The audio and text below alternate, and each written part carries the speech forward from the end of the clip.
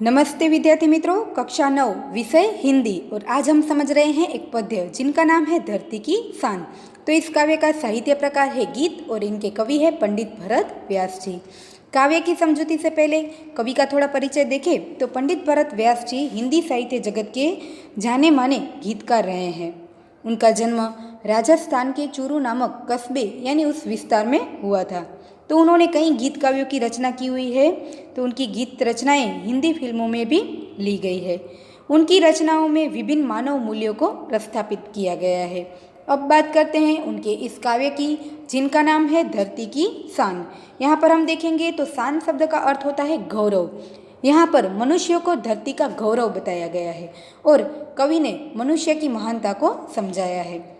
बात करते हैं तो प्रस्तुत गीत सन 1958 में आई हिंदी फिल्म गांव घोरी से लिया गया है, जो हमारे लिए 1 मार्क्स का प्रश्न भी बन सकता है।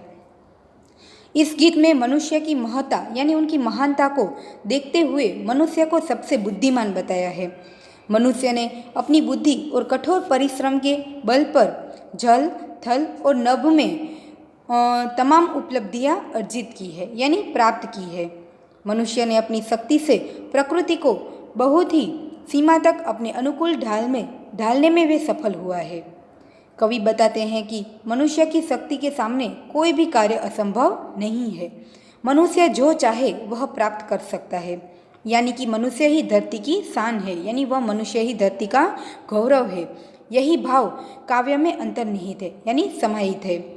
यही हमारी महानता का भी प्रमाण है, यानी मनुष्य की महानता का प्रमाण है। मनुष्य धरती का सर्वश्रेष्ठ प्राणी माना जाता है। अपनी बुद्धि बल से उसने असंभव को भी संभव कर दिखाया है। चाहे जल, थल और नभ तीनों में उसने अनोखी उपलब्धियां प्राप्त की है। तो प्रस्तुत कविता में कवि ने प्रत्येक भारतवासी को धरती की शान बताकर उसका अभिनंदन भी किया है। धरती की शान से कवि का तात्पर्य मनुष्य की गौरवपूर्ण उपलब्धियां हैं। मनुष्य ने अपने बुद्धि बल से ऐसे कार्य कर दिखाए हैं जो कभी असंभव माने जाते थे। मनुष्य ने सभ्यता और संस्कृति के ऊंचे आदर्श कायम किए हैं। उसने धरती पर के सभी प्राणियों में अपने को सर्वश्रेष्ठ साबित कर दिया है। इसीलिए कवि मनुष्य को धरती की शान मानता है। यहाँ पर हम देखते हैं तो सबसे पहले हम क्या करेंगे, काव्य का राग देखेंगे, क्योंकि आपको मौखिक रूप में इस काव्य को तैयार करना है। परीक्षा में इन काव्यों में से कोई भी 2 पंक्ति आपको मौखिक रूप में लिखने के लिए भी पूछी जा सकती है। तो काव्य का सार देखने से पहले हम उनका राग देखते हैं। धरती की शान तो भारत की संतान, तेरी मुट्ठियों में बंद तूफान है रे, मनुष्य तो बड़ा महान है। धरती की शान तो भारत की संतान, तेरी मुट्ठियों में बंद तूफान है रे, मनुष्य तो बड़ा महान है।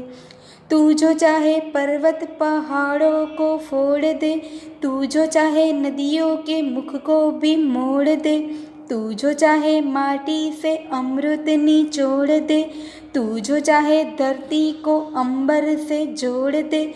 अमर तेरे प्राण मिला तुझको वरदान, तेरी आत्मा में स्वयं भगवान है रे, मनुष्य तू बड़ा महान है। भूल मत, मनुष्य तू बड़ा महान है। नैनों में ज्वाल तेरी, गति में भूचाल तेरी, छाती में छिपा महाकाल है रे, पृथ्वी के लाल तेरा हिमगिरी सा भाल, तेरी प्रकृति में तांडव का ताल है रे। निज को तू जान जरा शक्ति पहचान, तेरी वाणी में युग का आह्वान है रे, मनुष्य तू बड़ा महान है रे। भूल मत, मनुष्य तू बड़ा महान है। धरती सा धीर तू है, अग्नि सा वीर, तू जो चाहे तो काल को भी थाम ले। पापों का प्रलय रुके, पशुता का शीस झुके, तू जो अगर हिम्मत से काम ले रे। गुरु सामतिमान, पवन सा तू गतिमान, तेरी नभ से भी ऊंची उड़ान है रे, मनुष्य तू बड़ा महान है, रे भूल मत मनुष्य तू बड़ा महान है। धरती की शान तू भारत की संतान, तेरी मुट्ठियों में बंद तूफान है रे।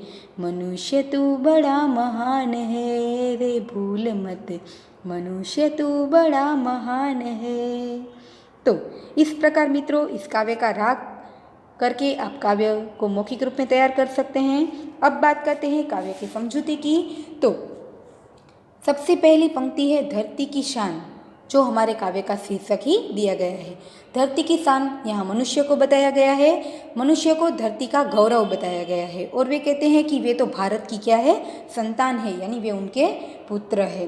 तो वे आगे कहते हैं कि तेरी मुट्ठियों में बंद तूफान है रे, मनुष्य तू तो बड़ा महान है। महान है यानी यहाँ पर उनकी शक्तियों को, उनकी बुद्धि शक्ति को यहाँ पर महान बताया गया है, क्योंकि मनुष्य धरती का सर्वश्रेष्ठ प्राणी है और वे अपनी बुद्धि बल से असंभव कार्यों को भी संभव करके दिखा सकता है। वे चाहे तो किसी भी आफत को दूर कर सकता है, कि किसी भी समस्या से वे लड़ सकता है, और जो असंभव कार्य है उनको भी संभव करके वे साबित कर सकता है, अपनी महानता को वे साबित कर सकता है। इसलिए यहाँ पर मनुष्य को भारत की संतान कहा गया है, या तो उनको धरती का गौरव बताया गया है। वे कहते हैं कि हे भारत माता की संतान, तू इस धरती का गौरव है, तू तूफान को भी अपनी मुट्ठियों में बंद करने की शक्ति रखता है। हे मनुष्य, सचमुच तू बहुत ही महान और शक्तिशाली है।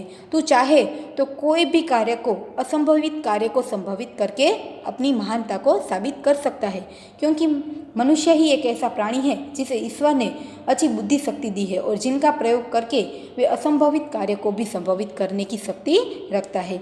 इसलिए यहाँ पर मनुष्य को धरती का गौरव बताया है और उन्होंने कहा है कि हे मनुष्य, तू तो भारत माता की संतान है, तू चाहे तो कोई भी कार्य को आसानी से पार कर सकता है, क्योंकि तेरी बंद मुट्ठियों में कोई भी समस्या का हल करने की एक शक्ति है, और उन शक्ति और अपनी बुद्धि शक्ति के आधारित तू असंभवित कार्य को भी संभवित करने की शक्ति रखता है। इसलिए हे ईश्वर, तू इस धरती पर सबसे बड़ा महान है।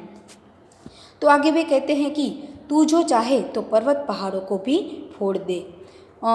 यहाँ पर वे कहते हैं कि यदि तू चाहे तो ऐसा करके मनुष्य को कहा है कि हे मनुष्य, तुझ में इतनी शक्ति है कि तू चाहे तो कोई भी कठिन से कठिन, इतने मजबूत पहाड़ों को भी फोड़कर, उन्हें तोड़कर उनमें से कुछ भी नया सृजन करने की तुझ में शक्ति छिपी हुई है। परंतु वह कार्य यदि तू चाहे तो उनको आसान कर सकता है। आज हम देखते हैं सबसे बड़े बड़े कठिन पहाड़ों को फोड़कर भी उनमें से कई अच्छे अच्छे रास्ते बनाए गए हैं, उन पर कई ऐसे पुल बनाए गए हैं। मनुष्य के उपयोगी हर कार्य किया गया है जो एक असंभवित कार्य है। किसी भी पहाड़ को फोड़ना, नदी के प्रवाह को बदलना, माटी जैसी सामान्य माटी में से भी कोई अच्छी कीमती चीज़ को प्राप्त करना, यह एक प्रकार हम देखें तो कोई आसान काम नहीं है, यह एक कठिन काम है, संभवित काम नहीं है। परंतु मनुष्य के पास इतनी अच्छी बुद्धि शक्ति है, वह चाहे तो कोई भी कठिन कार्य को सरल बना सकता है, क्योंकि उनके पास इतनी अच्छी बुद्धि शक्ति ईश्वर ने दी हुई है और भगवान खुद साक्षात उनके हृदय में विराजमान है। यदि मनुष्य चाहे तो कोई भी कठिन काम को आसान कर सकता है। पर्वत पहाड़ों को फोड़ना कोई आसान काम नहीं है, परंतु भगवान ने मनुष्य को इतनी बुद्धि शक्ति दी है कि वे इतनी अच्छी मशीनरी बना सकता है। इतनी अच्छी मशीनरी के आधारित वे कठोर से कठोर मजबूत पहाड़ों को भी वह फोड़ सकता है। अपनी बुद्धि शक्ति के आधारित वे ऐसे मशीनों का निर्माण कर सकता है कि जिनकी वजह से कठोर पहाड़ों को भी वे फोड़ने की शक्ति रख सकता है, यानी इन असंभवित कार्य को भी संभवित बना सकता है, परंतु जब वे चाहे तो। इसलिए यहाँ पर कवि ने सबसे पहले पंक्तियों का उल्लेख करने से पहले लिखा है कि यदि तू चाहे तो कोई भी कार्य कर सकता है। वे कहते हैं कि तू चाहे तो पर्वत पहाड़ों को फोड़ सकता है।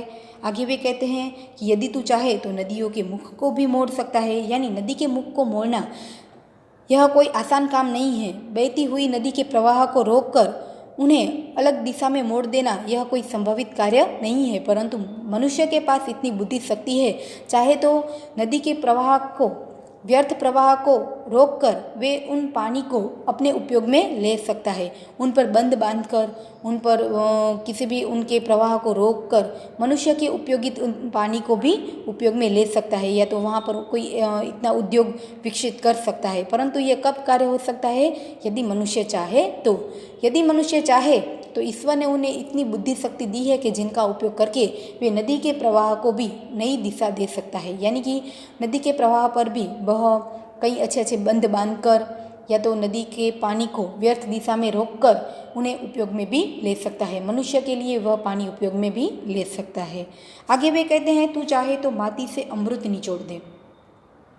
माटी से अमृत निचोड़ना, यानी माटी हम देखें तो एक प्रकार से सामान्य मिट्टी होती है, परंतु चाहे तो मनुष्य उनमें से भी कीमती चीज़ें प्राप्त कर सकता है। आज आप देखें तो नदियों के पानी की मिट्टी में भी, या तो कोई भी मिट्टी है, उनमें से आज किसान को आप देखते हैं कितना अन्न पकाते हैं, और उनसे हम क्या कर सकते हैं? जो धन प्राप्त करते हैं, यानी खाने के लिए जो अन्न प्राप्त करते हैं, वे हमारे लिए कीमती ही है। या तो आप देखें तो कई नदी के प्रवाह में इतनी मिट्टियाँ होती हैं जिनसे हम हीरा, माणिक, मोती, रत्न सब कुछ प्राप्त कर सकते हैं। यानी सामान्य मिट्टी से भी हम कीमती चीज़ें प्राप्त कर सकते हैं, अमृत जैसी कीमती चीज़ें भी प्राप्त कर सकते हैं, परंतु उनके लिए मेहनत करनी पड़ती है, उनमें परिश्रम करना पड़ता है। यदि मनुष्य हिम्मत से वह कार्य में आगे बढ़े, मेहनत करे और वे यदि चाहे तो सामान्य मिट्टी से भी अमृत जैसी चीज़ें यानी कीमती चीज़ें प्राप्त कर सकता है। आगे वे कहते हैं कि तू चाहे तो धरती को अंबर से भी जोड़ सकता है। आज आप देखते हैं कई ऐसी सारी संस्थाएं हैं, नासा जैसी आप संस्था को देखते हैं जो धरती से आकाश यानी अवकाश तक का कार्य धरती पर ही बैठे बैठे कर रहे हैं। आज हम जानते हैं कि हमारे देश में कई ऐसे अवकाश यात्री हैं जो धरती पर बैठे बैठे भी अवकाश की कई ऐसे तस्वीरें खींचते हैं जो हमारे तक पहुंचाते हैं। यानी कि आज धरती से अवकाश तक जाना संभवित हो चुका है, क्योंकि मनुष्य के पास इतनी बुद्धि शक्ति है, वो इतनी मशीनरियों का निर्माण करते हैं कि धरती पर बैठे बैठे ही अवकाश की तस्वीरें भी खींच सकते हैं, या तो अवकाशयान के द्वारा वहाँ अवकाश तक भी पहुँच पाए हैं। तो यह कार्य हम देखें तो कोई संभवित नहीं थे, परंतु मनुष्य ने इन असंभवित कार्यों को भी संभवित करके दिखा दिया है। आज हम देखते हैं कि मनुष्य के पास जो भी बुद्धि शक्ति है उनका प्रयोग करके वे कहाँ का कहाँ पहुँच गया है। वे अपने इच्छाओं के अनुसार असंभवित कार्यों को भी संभवित कार्य बदलने में, वे ढालने में सफल हो चुका है। क्योंकि मनुष्य के प्राण कैसे हैं? अमर है। अमर का अर्थ होता है, हम देखें कि मनुष्य की मृत्यु तो निश्चित है, उनकी मृत्यु तो कभी न कभी संभवित ही है, परंतु मनुष्य को अपने कार्य ऐसे बनाने हैं ताकि वे उनकी मृत्यु के बाद भी लोगों के हृदय में वे अमर हो सके। आज हम देखें तो हमारे देश में कई ऐसे क्रांतिकारी लोग हैं, कई ऐसे बड़े बड़े महान वैज्ञानिक हो चुके हैं जिन्होंने अपने कार्य के द्वारा आज भी वे लोगों के हृदय में अमरता प्राप्त है, यानी आज भी लोगों के हृदय में वे अमर है। उनकी मृत्यु हो चुकी है। शारीरिक दृष्टि से देखें तो आज हमारी धरती पर वे नहीं है, परंतु उन्होंने देश के लिए या तो उन्होंने इतने अच्छे कार्य किए हैं कि लोगों के हृदय में आज भी वे कैसे हैं? अमर हैं। क्योंकि उनको क्या मिला है? वरदान मिला है।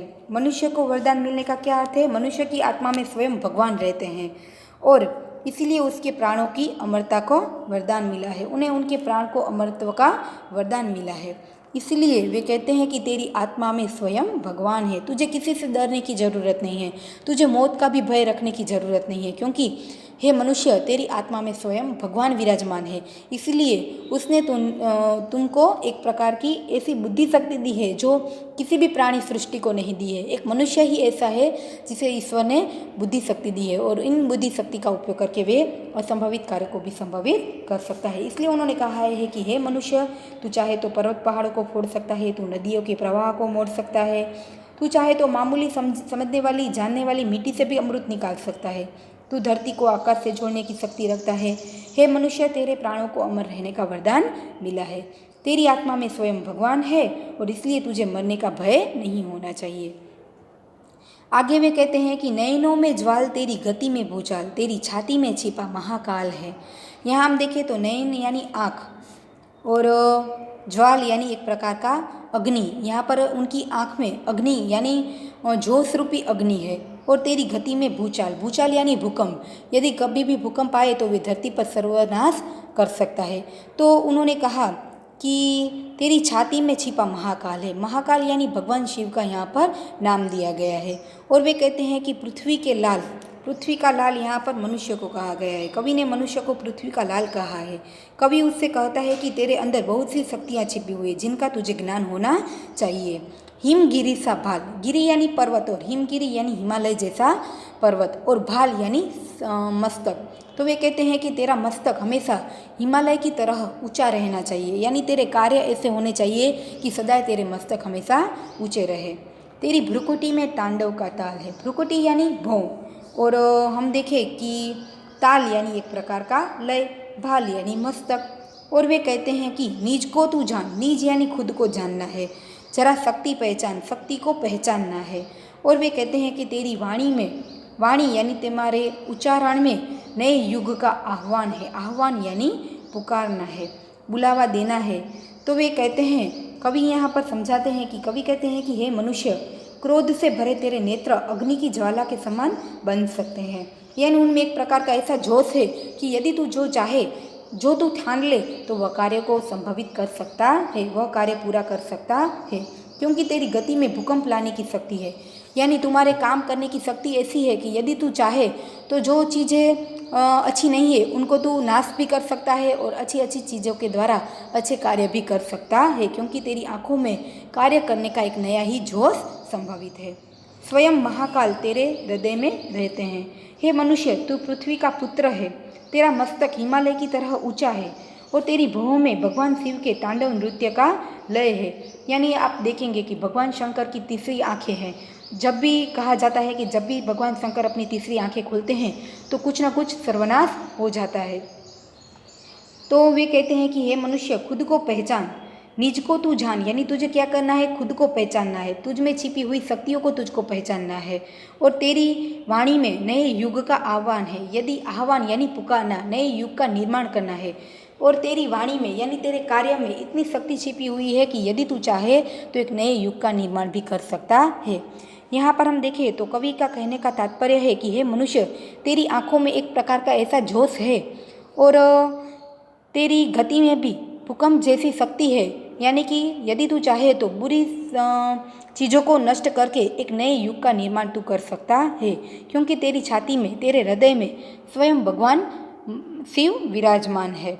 और पृथ्वी के लाल, मनुष्य को यहाँ पर पृथ्वी का लाल बताया है, यानी प्यारा संतान बताया है। और वे कहते हैं कि तुझे ऐसे कार्य करके, जिस प्रकार हिमालय का मस्तक ऊंचा है उसी प्रकार तुझे भी अपने कार्य से अपना सर ऊंचा रखना है। तेरी भ्रुकुटी में तांडव का ताल है, यानी तेरे मस्तक में ऐसी बुद्धि शक्ति है कि यदि तू चाहे तो भगवान शंकर की तरह क्रोध भरी वाणी से तू नए युग का निर्माण कर सकता है। परंतु यह सभी कार्य तभी संभवित है यदि तू अपने आप को पहचानना चाहेगा। यानी निज को तू पहचान, तुझ में छिपी हुई शक्तियों को तू पहचान, तो तू एक नए युग का निर्माण भी कर सकता है। यानी एक नए युग का निर्माण करके देशवासियों की मदद भी तू कर सकता है। आगे वे कहते हैं कि धरती सा धीर, धरती को धीरवान बताया गया है, क्योंकि धरती माता में एक प्रकार की धीरज है। और वे कहते हैं कि तू अग्नि सा वीर, अग्नि को आप चाहे तो, अग्नि में इतनी ताकत है कि वे चाहे तो किसी भी चीज़ों को वे जला सकती है। तो मनुष्य को कवि कहते हैं कि तुझ में धरती जैसी धीरता है, यानी धरती जैसी धीरज है, और अग्नि जैसी तुझ में वीरता है। तू जो चाहे तो काल को भी थाम सकता है। काल को थामना यानी काल यानी समय, यदि मनुष्य चाहे तो आने वाले काल को भी रोक सकता है, आने वाले समय को भी वे रोक सकता है। आज आप देखेंगे हवामान विभाग के द्वारा हम आने वाले तूफान, आंधी या तो कोई सुनामी है, उनको हम रोक तो नहीं पाएंगे, लेकिन हम क्या करेंगे, आने वाले इन तूफान की चेतावनी देकर लोगों को सुरक्षित जगह में परिवर्तित कर सकते हैं, यानी उनका स्थानांतर कर सकते हैं। तो मनुष्य ने अपनी शक्तियों के द्वारा, मशीनरियों या तो अपनी नॉलेज के द्वारा उन्होंने क्या किया है, आने वाले समय को पहचानने का प्रयत्न भी किया है। आने वाले तूफान या तो सुनामी को वे रोक नहीं सकता है, लेकिन वहाँ पर रहने वाले लोगों को उनकी जान बचाने के लिए वे उन्हें चेतावनी दे सकता है, उन्हें संकेत दे सकता है। तो इस प्रकार मनुष्य ने अपनी बुद्धि का प्रयोग करके आने वाले काल को भी रोकने का प्रयत्न किया है। यदि वे चाहे तो पापों का प्रलय भी रोक सकता है। आज धरती पर कई प्रकार के पाप हो रहे हैं। यदि मनुष्य चाहे तो इन पापों को सर्वनाश कर सकता है और पशुता का शीश झुका सकता है। आज मनुष्य का वर्तन कहीं न कहीं पशु की तरह जड़ हो चुका है। तो हमें क्या करना है, इन पशुता का वर्तन, उनका शीश यानी उनकी बुरी आदतों का शीश झुकाना है और उन्हें एक नए प्रकार का ज्ञान देकर उनके पापों से उन्हें मुक्त कराना है। यानी जहाँ पर पाप हो रहे हैं उनको हमें क्या करना है, रोकने का प्रयत्न करना है। परंतु ये सभी कार्य तभी संभवित हो सकते हैं जब मनुष्य अगर हिम्मत से काम लेने का प्रयत्न करे तो। यदि मनुष्य हिम्मत से काम लेगा तो वे पापों के प्रलय को भी रोक सकता है। प्रलय का अर्थ होता है सब कुछ सर्वनाश करना। तो हमें क्या करना है, जहाँ जहाँ पाप हो रहा है उनका उन्हें क्या करना है, सर्वनाश करना है, उन्हें रोकना है। और जहाँ पर भी पशुता है, अज्ञानता है, जड़ता है, उनके शीश को झुकाना है और मनुष्य की शक्ति को क्या करना है, बढ़ावा देकर इस धरती पर नए युग का निर्माण करना है। और वे कवि मनुष्य के कहते हैं कि गुरु सा मतिमान, मतिमान यानी बुद्धिमान, मति यानी बुद्धि। मनुष्य के पास गुरु जैसी बुद्धि है और पवन जैसी गति है। पवन को आप कभी भी अपनी मुट्ठी में बांध कर नहीं रख सकते। पवन तो क्या करता है, कहीं ना कहीं फैला हुआ है। तो मनुष्य के पास भी इतनी बुद्धि शक्ति है, वह चाहे तो कठिन से कठिन कार्य को संभवित कर सकता है, नामुमकिन को मुमकिन भी कर सकता है, क्योंकि ईश्वर ने उसे इतनी बुद्धि शक्ति दी है जिनका प्रयोग करके वे संभवित असंभवित कार्यों को संभवित करने की शक्ति रखता है। इसलिए वे कहते हैं कि तुझमें गुरु जैसी, बृहस्पति जैसी बुद्धि छिपी हुई है, मति यानी बुद्धि छिपी हुई है, और तू पवन जैसी गति रखने वाला है और तेरी नभ से भी ऊंची उड़ान है। यदि तू चाहे तो अपने अच्छे कार्य करके नभ से भी ऊंचा उड़ सकता है, यानी स्वतंत्र जीवन जी सकता है। उन्होंने कहा कि हे मनुष्य, तुझमें धरती के समान धीरज रखने की शक्ति है, इसी तरह तुझमें अग्नि के समान जला देने की भी शक्ति है। अरे मनुष्य, तू अगर ठान ले तो काल को भी रोक सकता है, आगे बढ़ने से रोक सकता है। आज धरती पर जो पाप बढ़ रहे हैं उन्हें तू रोक सकता है, तू पशुता का शीश झुका सकता है। यदि तू हिम्मत से काम करे तो परास्त कर सकता है। किसे परास्त कर सकता है? पाप को परास्त कर सकता है, पशुता का शीश झुका सकता है। तुझमें बृहस्पति जैसी उच्च कोटि की बुद्धि है और तू वक्त के समान गति रखने वाला है, इसलिए तू आकाश में जैसी चाहे वैसी उड़ान भर सकता है। यानी तू जैसा चाहे वैसा कार्य करके अपने आप को क्या कर सकता है, महान बना सकता है। इसलिए आकाश में तू चाहे ऐसी ऊंची उड़ानें भरने में समर्थ है। परंतु ये कार्य कब संभवित है? यदि तू कार्य करने में हिम्मत रखे, यदि तू हिम्मत से कोई भी काम ले तो तेरे पास इतनी बुद्धि शक्ति है कि तू जो चाहे वह कार्य आसान कर सकता है। पापों को भी रोक सकता है, जहाँ अज्ञानता है उन्हें दूर कर सकता है और नए युग का निर्माण करके तुम पृथ्वी में हर एक मनुष्य के लिए उपयोगी बन सकता है, क्योंकि तुझमें क्या है, गुरु जैसी शक्ति छिपी हुई है, महानता छिपी हुई है। इसलिए वे कहते हैं कि मनुष्य के पास बुद्धि की कमी नहीं है, उसके पास बृहस्पति जैसी बुद्धि है, वह वायु जैसी गति रखता है, वह चाहे तो आकाश से भी ऊंचा उठ सकता है, अपने कार्यों के द्वारा आकाश से भी ऊंचा अपना सर बना सकता है।